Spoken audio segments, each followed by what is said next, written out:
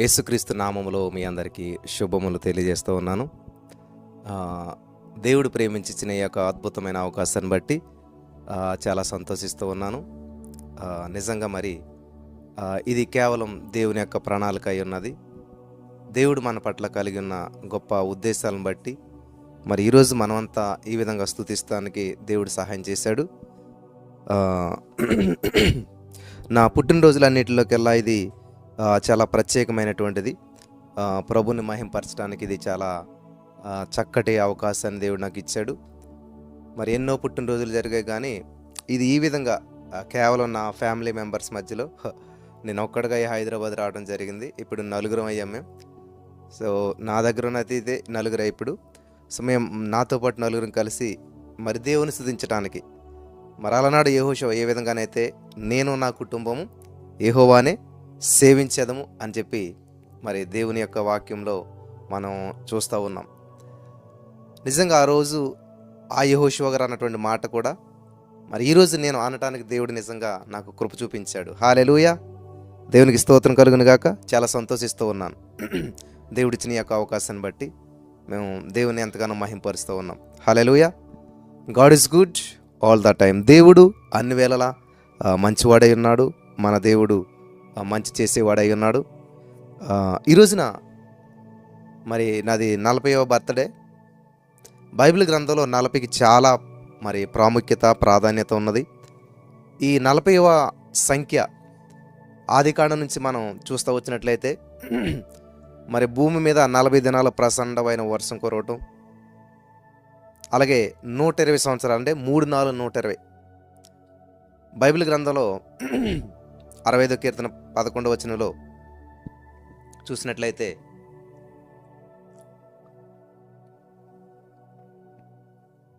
దేవుని వాక్యం సెలవిస్తుందంటే, సంవత్సరం నీ దయాకిరీటం ధరింపజేస్తూ ఉన్నావు. నిజంగా దేవుడు ఈ సమయంలో మరి ఆయన యొక్క దయాకిరీటాన్ని ధరింపజేశాడు. నాకు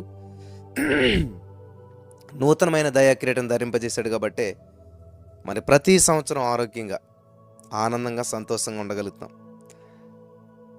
5 సంవత్సరాల వయసు లోపలైతే నా జీవితం అంతా కూడా హాస్పిటల్లోనే గడిచేది.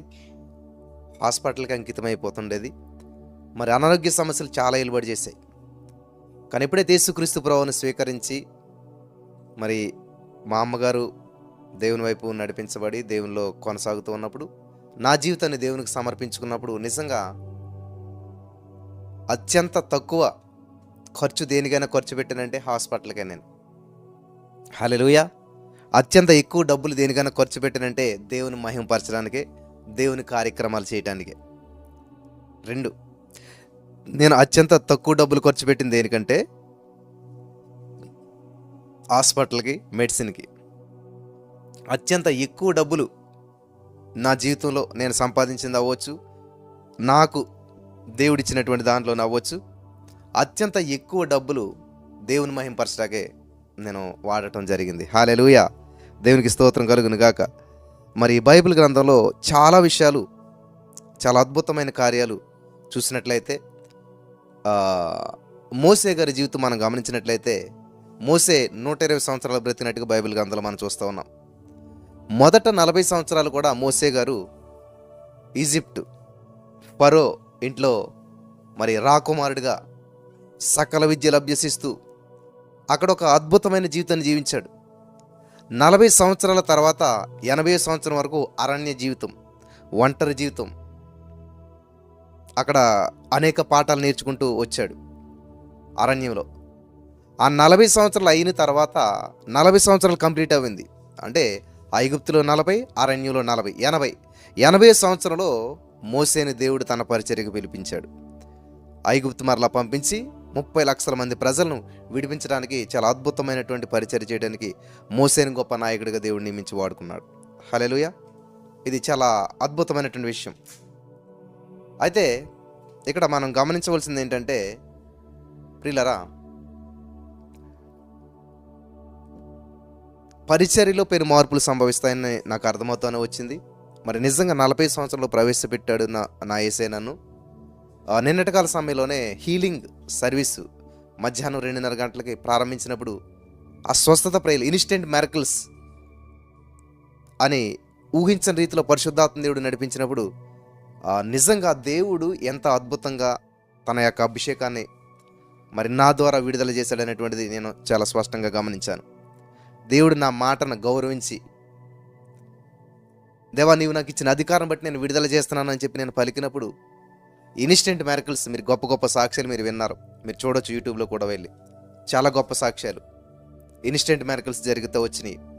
అది ఒక మనిషి వల్ల జరిగినటువంటిది కాదు, మరి చక్కగా అద్భుతమైనటువంటి ప్రణాళిక అదంతా కూడా. ఆ మాట రిలీజ్ అయ్యే సమయానికి దానికి తగినటువంటి విశ్వాసం ఉంచడం వల్ల, ఆ మాటను రిసీవ్ చేసుకోవటం వల్ల అద్భుతాలు చూడగలిగారు. ఆమెన్. ఖచ్చితంగా నేను చెప్తున్నాను ప్రియులారా, ఇక్కడ నుంచి దేవుడు మైటీలీ ఊహించినటువంటి రీతిలో వాడుకోబోతున్నాడు. మరి 40 years తర్వాత వేరే పరిచర్య ఉంటుంది. హల్లెలూయా. మనిషి జీవితంలో పెను మార్పులు వచ్చేటువంటి సమయం ఇది.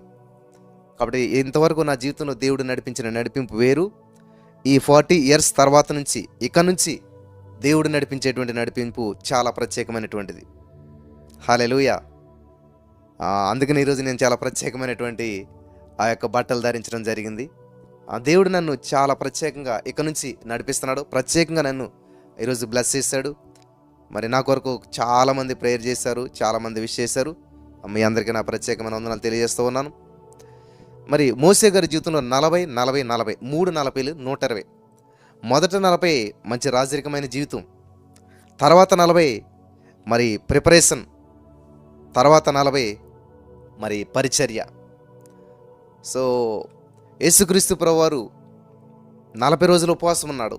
40 రోజులు ఉపవాసం తర్వాత పరిచర్య ప్రారంభించండి. హల్లెలూయా. వింటున్నారా? 40 days మోసే 40 days ఉపవాస ప్రార్థనలు చేశాడు. ఈ 40 అనేటువంటిది చాలా ప్రాముఖ్యమైనటువంటి సంఖ్య అన్నమాట. మన జీవితాల్లో చాలా ప్రాముఖ్యమైనటువంటిది. 40 రోజులు ప్రచండమైన వర్షం కురిసింది. దేవునికి స్తోత్రం కలుగును గాక. 40 రోజులు బైబిల్లో ఎక్కడ చూసినా ఎక్కువ సార్లు పాత నిబంధనలో, కొత్త నిబంధనలో ఈ 40 అనేటువంటి నెంబర్ మనకి కనిపిస్తూ ఉన్నది. కాబట్టి ఈ రోజున దేవుడు నన్ను కూడా ప్రత్యేకపరిచాడు. మరి ఈ యొక్క 40లో నన్ను ప్రవేశపెట్టాడు. నేను దీన్ని బట్టి చాలా దేవుణ్ణి మహింపరుస్తూ ఉన్నాను. Hallelujah. Thank you Jesus, thank you Lord. మరి నా కోసం ప్రార్థిస్తున్న మీ అందరికీ నా ప్రత్యేకమైన వందనాలు తెలియజేస్తూ ఉన్నాను. మనం ఏం చేసినా దేవుని మహిమార్థంగా చేయాలి, దేవుని కొరకు చేయాలి. హల్లెలూయా. కాబట్టి మా జీవితంలో దేవుడు ఏ కార్యం చేసినా కూడా అది ప్రభు మహిమార్థంగా ఉండాలని చెప్పి, కరోనా వైరస్ టైంలో అవ్వచ్చు, లేకపోతే ఇంకా అనేక పరిస్థితులు ఎదురైనప్పుడు, ఇంట్లోంచి బయటకు రాలేనటువంటి పరిస్థితుల్లో ఉన్నప్పుడు నా జీవితంలో అన్ని కార్యక్రమాలు ఈ యొక్క యూట్యూబ్ ద్వారా, లైవ్ ద్వారానే మరి అనేక మంది మీరు చూస్తున్న వారందరూ కూడా మా ఫ్యామిలీగానే భావించి ఆల్మోస్ట్ మీ అందరితో కలిపే నేను ప్రతి కార్యక్రమాన్ని నేను చేసుకుంటూ వచ్చాను. ఆల్ రికార్డెడ్ ఉంటాయి నా ఇవన్నీ కూడా, పాతవన్నీ కూడాను. సో యాక్చువల్గా ఫాస్టింగ్లో ఉన్నాం కాబట్టి ఇవేమి కేకులు కటింగ్లు ఏమి చేయకూడదు అనుకున్నాం.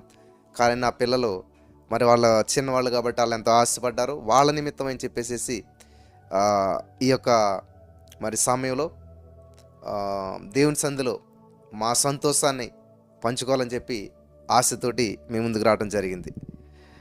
నాకు బైబిల్లో చాలా విషయాలు ప్రభావితం చేస్తూ వచ్చింది అనమాట. 40 days ఫాస్టింగ్ ప్రేయర్స్. యేసుక్రీస్తు ప్రభువారు 40 రోజులు మరి అరణ్యంలో, మోసే ఎలాగైతే 40 సంవత్సరాలు అరణ్యంలో గడిపాడో, యేసుక్రీస్తు ప్రభువారు కూడా 40 రోజులు అరణ్యంలో గడిపినప్పుడు అద్భుతమైనటువంటి కార్యం చూశాడు. హల్లెలూయా. దేవుడు మన జీవితంలో ఒక ప్రత్యేకమైనటువంటి ప్రణాళికను ఉద్దేశించాడు. అది మనం అడగకముందే, మనం తలంచకముందే, మన ఊహ పుట్టకముందే ఆయనకి సమస్తము తెలుసు. మన అడగకముందే ఆయన చేయడానికి సిద్ధంగా ఉన్నాడు మన జీవితంలో గొప్ప గొప్ప కార్యాలు. ఒక కుమార్తె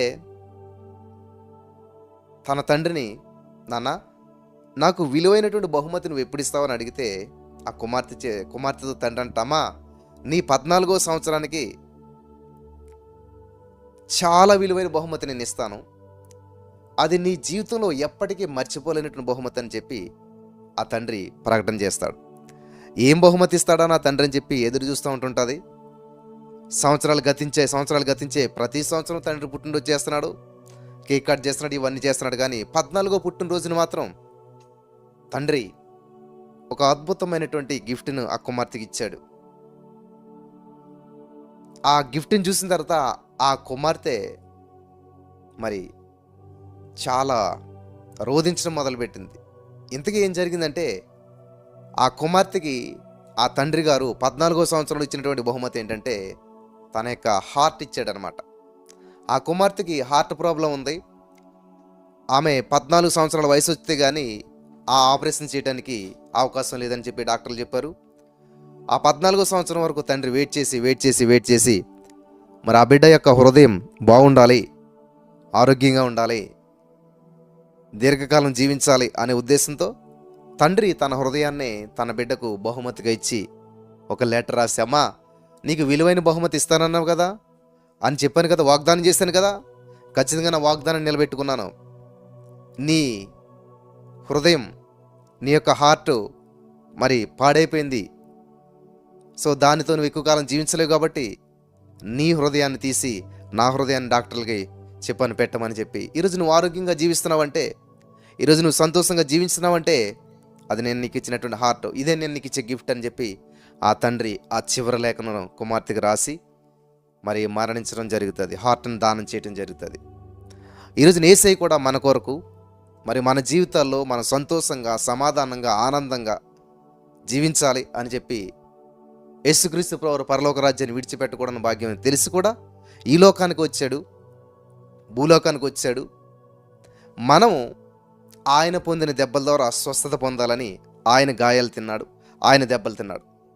మనం యేసు ప్రభువు వారి యొక్క మరణం ద్వారా మనం జీవించాలి, నిత్య జీవం పొందాలని చెప్పేసి మనందరి పాపాలను మోసుకొని పోయి వాటిని మరి తీసుకొని పోయి మనకు శాశ్వత జీవాన్ని ఇచ్చాడు. హల్లెలూయా, హల్లెలూయా.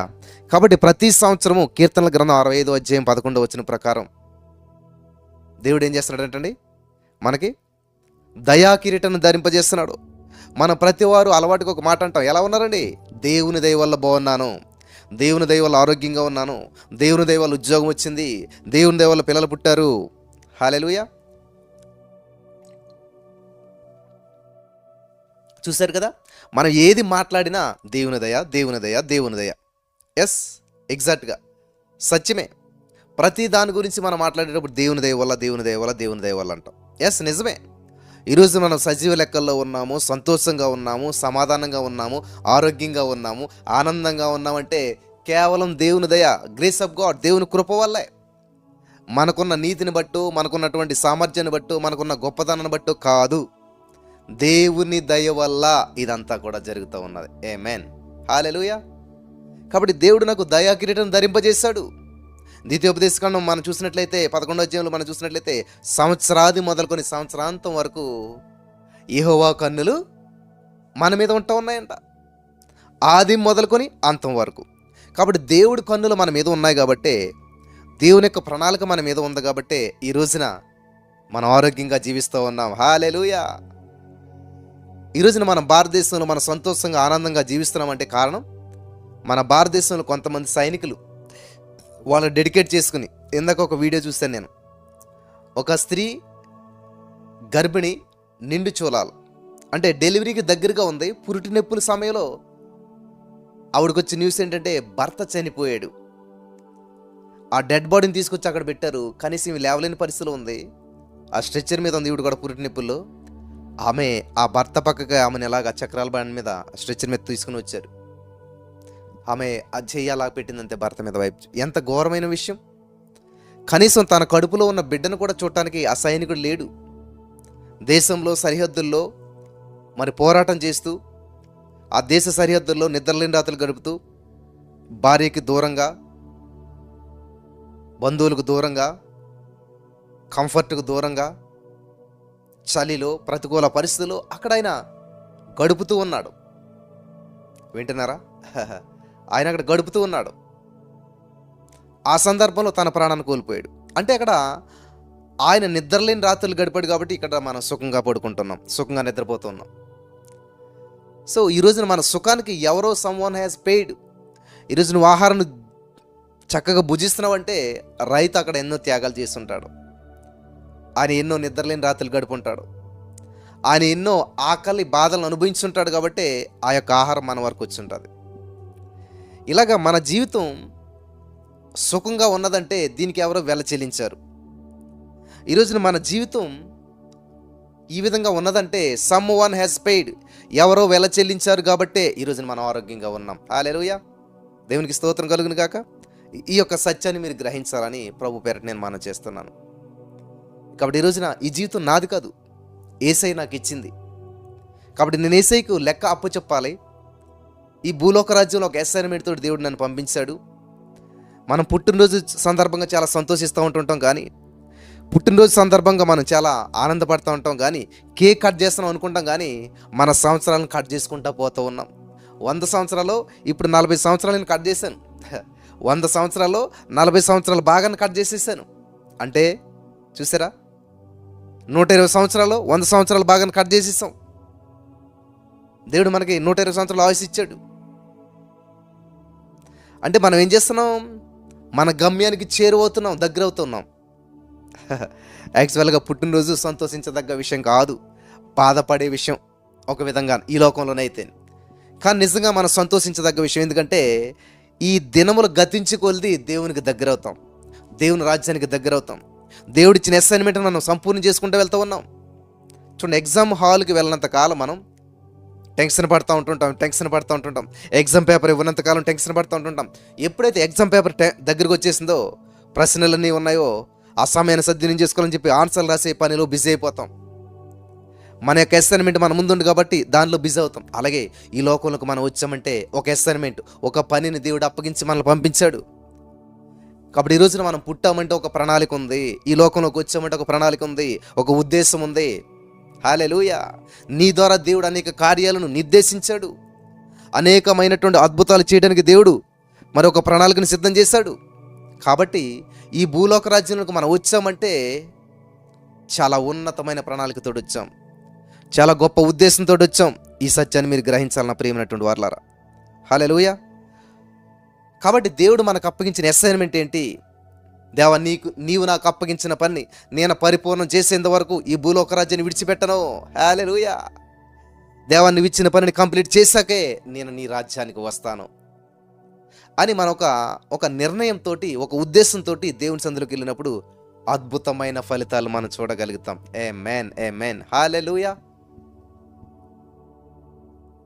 నా జీవితంలో మరి అందరూ కూడా చిన్నప్పుడు మొదటి పుట్టినరోజు, రెండో పుట్టినరోజు చాలా గ్రాండ్గా సక్సెస్ఫుల్గా చేస్తారు. కానీ నా జీవితంలో బహు ఘోరమైనటువంటి పుట్టినరోజులు ఏమన్నా ఉన్నాయంటే 5వ సంవత్సరం వరకు మరి నా పుట్టినరోజులన్నీ కూడా చాలా భయంకరమైనటువంటి, అసలు తెలియకుండా గడిచిపోయి అంట. హాస్పిటల్లోను, అంధకారంలోను, ఆందోళనలోను 5 years గడిస్తే కానీ బ్రతకడు. బ్రెయిన్ ఫీవర్ వచ్చింది కాబట్టి గట్టిగా ఏడవకూడదు, ఏడిస్తే అలా ఊపిరందక చనిపోతాడు. ఈ ముక్కు రంధ్రాలు, ఈ నాస్ట్రిల్స్, ఈ యొక్క హోల్స్ చాలా చిన్నవి. కోల్డ్ చేయకూడదు, కాఫ్ రాకూడదు, దగ్గకూడదు, తుమ్మకూడదు. పొరపాటు నీవేమైనా జరిగాయా, లేకపోతే ఎక్కువసేపు ఏడ్చాడా పోతాడు. ఇట్లాంటి కండిషన్స్తో టార్గెట్ ఇచ్చారు డాక్టర్స్ నాకు 5 సంవత్సరాలు. అటువంటి పరిస్థితుల్లో మరి నా తల్లిదండ్రులకి ఉన్నటువంటి పేదరికాన్ని బట్టి ఆ 5 సంవత్సరాల వయసులో 5 సంవత్సరాల వయసు వచ్చేంత వరకు వాళ్ళు చూడగలరు లేరు. 6వ సంతానం కాబట్టి అప్పట్లో చాలామంది పిల్లలు ఉండేవారు. సో ఎవరికైనా ఇచ్చేద్దామని చెప్పి అనేక ప్రయత్నాలు చేశారు. దేవుని మహాకృపను బట్టి ఆ దేవుడి ప్రణాళిక నా పట్ల ఉంది కాబట్టి ఎవరు తీసుకోలేదు. మరి వారే పెంచుకునే సామర్థ్యం దేవుడిచ్చాడు. అంత ప్రతికూల పరిస్థితుల్లో, క్లిష్ట పరిస్థితుల్లో మరి అటు పేదరికం, ఇటు అనారోగ్యం, ఇన్ని ప్రతికూల పరిస్థితుల్లో దేవుడు నన్ను నడిపించుకుంటూ సజీవ లెక్కలో ఉంచాడు. హల్లెలూయా. చూడండి, మోసే జీవితం ఎలా ఉందో చూసారా? 3 నెలలకే పోవాలి. అసలు అది చిన్నతనంలోనే చంపపడేయాలి అసలు మోసేని. కానీ దేవుడు ఆయన్ని వాళ్ళ అక్కకు ఆలోచించి జమ్ము పెట్టెలో పెట్టి వాళ్ళ అమ్మ ద్వారా మరి ఆ నీటిలో పెట్టి మళ్ళీ ఎక్కడైతే శత్రువు అక్కడికే విందుని ఏర్పాటు చేసి దేవుడు ఆ శత్రువు ఇంటిలోనే 40 సంవత్సరాలు పెరగడానికి, సకల విద్యలు అభ్యసించడానికి ప్రణాళికను ఏర్పాటు చేశాడు దేవుడు. హల్లెలూయా. ఏ లోకమైతే నిన్ను దేశించాలని చూస్తుందో, దూషించాలని చూస్తుందో, ఏ పరిస్థితులైనా నీకు ప్రతికూలంగా పనిచేయలేని చూసాయో, రోమా 8:28 ప్రకారం దేవుడు ఏం చేస్తాడో తెలుసా? తనను ప్రేమించే వారికి సమస్తము సమకూడి మేలుకరంగా, దీవెనకరంగా, ఆశీర్వాదకరంగా చేసేస్తాడు, మార్చేస్తాడంట. ఆమేన్. నా జీవితంలో కూడా మరి అటువంటి పరిస్థితులు ఎదురైనప్పుడు సమస్తము సమకూర్చి మేలుకరంగా మార్చేశాడు. ఆమేన్. నా ప్రియులరా, మరి నా చిన్నతనంలో నేనైతే ఎంతో అనారోగ్యంతో బాధపడ్డాను, కానీ నా ఊహ తెలిసాక, హల్లెలూయా, నా ఊహ తెలిసాక దేవుడు నన్ను ఎంతో ఆరోగ్యవంతుడిగా చేశాడు. నాకెప్పుడు మరి ఫీవర్ అంటే కానీ, హెడేక్ అంటే కానీ, లేకపోతే హాస్పిటల్ అడ్మిట్ అవ్వటాలు కానీ, దేవునికి స్తోత్రం, ఏ సమస్య నాకు ఎప్పుడు ఏలుబడి చేయలేదు. మొదట నేను అనుభవించాను శ్రమ. 5 సంవత్సరాల లోపులో మరి అనారోగ్య పరిస్థితులు గుండా వెళ్ళాను నేను. భయంకరమైన ఆరోగ్యం అనేటువంటిది లేదు నాకు అసలే. కానీ 5 సంవత్సరాల తర్వాత ఈ 35 సంవత్సరాల్లో నా యేసయ్య నాకు సంపూర్ణ ఆరోగ్యం ఇచ్చాడు, సంపూర్ణ స్వస్థత ఇచ్చాడు. ఆమేన్. హల్లెలూయా. గొప్ప గొప్ప కార్యాలు నా జీవితంలో చేస్తూ వచ్చాడు. మరి దేవునికి దగ్గర అవుతూ బైబిల్ గ్రంథాన్ని ధ్యానిస్తూ వచ్చినప్పుడు బైబిల్లో ఉన్న అనేక సత్యాలను దేవుడు నాకు బయలుపరుస్తూ వచ్చాడు. ఆ సత్యాన్ని నేను ఎప్పుడు కూడా దాచుకోలేదు. మార్కు సువార్త 11:24లో సత్యాన్ని దేవుడు తెలియజేశాడు. ప్రార్థనా విధానంలో మార్పులు తెలియజేశాడు నాకు. అరే, ఏ శ్రమలు అడుగుతున్నావా మీరు అంటున్నావేంటి? మార్కు 11:24 పొంది ఉన్నామని ఉంది కదా అని చెప్పి నన్ను నేను రియలైజ్ చేసుకున్నాను. ఓ పరిశుద్ధాత్మ దేవా, థ్యాంక్ యూ, ఈ సత్యాన్ని నాకు తెలియజేస్తావు అని చెప్పి నా ప్రార్థన విధానం మార్చుకుని యేసుక్రీస్తు నామములో ప్రార్థించి నమ్మి పొందుకున్నామని మార్చుకుంటే చాలా అద్భుతాలు జరుగుతూ వచ్చాయి. అప్పుడు కొంత వారికి తెలిసిన వారికి చెప్పడం ప్రారంభించాను. ఇంకా అక్కడి నుంచి దేవుడు ఉద్యోగం తీసుకొచ్చాడు. అనేక మంది జీవితాల్లో అద్భుతాలు జరగటం, గొప్ప గొప్ప సాక్ష్యాలు రావటం చూస్తూ వచ్చాం. హల్లెలూయా. ఇంకా దేవుడు అక్కడి నుంచి మినిస్ట్రీని విస్తరింపజేశాడు.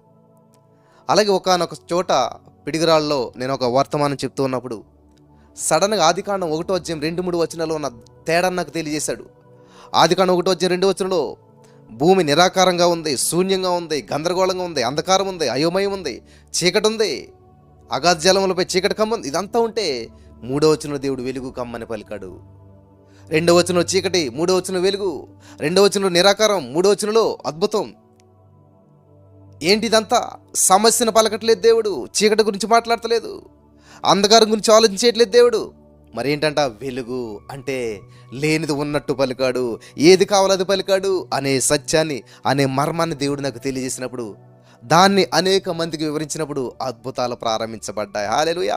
ఆలోచన విధానాలు మార్చబడ్డాయి, అనేక జీవితాలు కట్టబడ్డాయి, అనేక కుటుంబాల్లో శాంతి సమాధానం రావటం ప్రారంభించింది. ఎలా అంటే వాళ్ళంతవరకు పేదవారైన, అప్పుల్లో ఉన్న, సమస్యలో ఉన్న, అనారోగ్యంలో ఉన్న, ఇబ్బందుల్లో ఉన్న అవి పలకటం మానేశారు.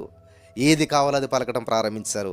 మేము ఆరోగ్యవంతులం, I am rich, I am blessed, I am more than conqueror అని చెప్పి వాళ్ళ జీవితంలో లేనిది ఉన్నట్టు పలకటం, కావలసింది పలకటం. ఆమేన్. హల్లెలూయా.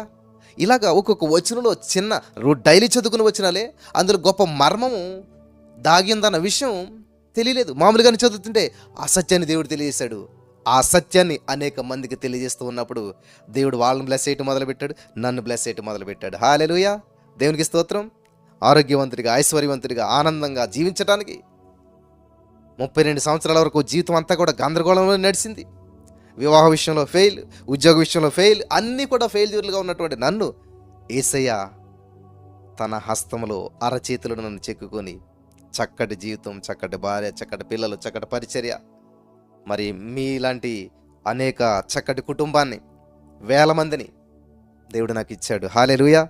మరి మీరందరూ కూడా నన్ను ఎంతగానో ప్రేమిస్తున్నారు. మీ ప్రేమను బట్టి నేను చాలా కృతజ్ఞతలు తెలియజేస్తూ ఉన్నాను. ఇదంతా దేవుని బట్టి. మందంట బ్లడ్ రిలేషన్, యేసు రక్తం చేత కడగబడినటువంటి వారం కాబట్టి యేసు రక్తము అనే బ్లడ్ రిలేషన్ మందంతా కూడా రియల్ బ్లడ్. హల్లెలూయా. నిరంతరం ప్రవహించే బ్లడ్ ఇది. చాలామంది యేసు ప్రభు పుట్టకముందు, యేసు ప్రభు సిలువ వేయకబడక ముందు మరి పాపం చేసి చచ్చిపోయారు కదా, వాళ్ళ పరిస్థితి ఏంటి? వాళ్ళకి ఎలాగొచ్చింది రక్తం అంటారు. యేసు రక్తం ముందుకి వెనక్కి ప్రవహిస్తుంది, పైకి కిందకి ప్రవహిస్తుంది. ఏ ప్లేస్లో ఉన్నా, ఎక్కడున్నా కూడా యేసు రక్తం పనిచేస్తుంది ప్రియులారా. హల్లెలూయా. కాబట్టి ఈ యొక్క యేసు రక్తము చేత మనం కడగబడ్డాం కాబట్టి మనమంతా రక్త సంబంధం, రియల్ ఫ్యామిలీ, అసలైన ఫ్యామిలీ. యేసు ప్రభువు అంటాడు, ఎవరు నా అన్న, ఎవరు నా తమ్ముడు, ఎవరు నా తల్లి, తండ్రి చిత్త ప్రకారం చేసేవాడే నా అన్న, నా తమ్ముడు అంటారు. కాబట్టి మీరంతా కూడా మరి దేవుని చిత్త ప్రకారంలో ఉన్నటువంటి వారు, దేవుని చిత్తంలో ఉన్నటువంటి వారు, యు ఆర్ మై ఫ్యామిలీ, మీరంతా నా ఫ్యామిలీ సభ్యులు. దేవునికి మహిమ కలుగును గాక. చాలా సంతోషం. మరి ఈ విధంగా మీతో పాటు కలిసి ఈ యొక్క అద్భుతమైనటువంటి నా యొక్క 40వ పుట్టినరోజును చేసుకోవడానికి దేవుడిచ్చిన కృపను బట్టి దేవునికి సమస్త మహిమ, ఘనత, ప్రభావాలు ఆరోపిస్తున్నాను. Thank you Jesus, thank you Lord, hallelujah. చాలా సంతోషం. మరి మీరు నన్ను ప్రేమించి ఈ యొక్క ఆన్లైన్ ద్వారా మరి వాట్సాప్, ఫేస్బుక్ ద్వారా విషెస్ పంపించారు. చాలా సంతోషం. దేవునికి మహిమ కలుగును గాక. ఆమెన్. ప్రార్థించండి. ఇక నుంచి పరిచర్య కానీ లేకపోతే సమస్తం డిఫరెంట్గా ఉంటున్నది. దేవుడు చాలా ప్రత్యేకమైన ప్రణాళికతో మనల్ని నడిపిస్తున్నాడు. దేవునికి మహిమ కలుగును గాక. ఆమెన్.